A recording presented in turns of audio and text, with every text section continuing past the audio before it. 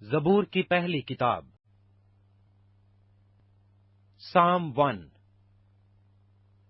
پہلا زبور۔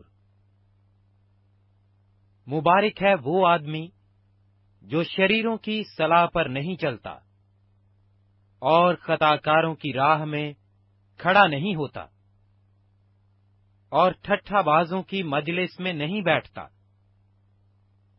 بلکہ خداوند کی شریعت میں اس کی خوشنودی ہے اور اسی کی شریعت پر دن رات اس کا دھیان رہتا ہے۔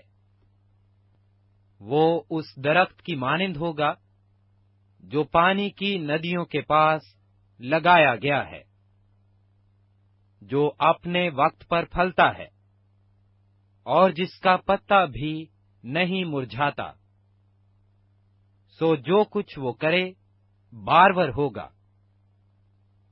شریر ایسے نہیں، بلکہ وہ بھوسے کی مانند ہیں جسے ہوا اڑا لے جاتی ہے۔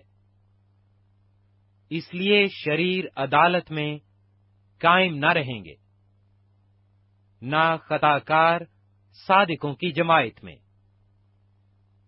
کیونکہ خداوند صادقوں کی راہ جانتا ہے،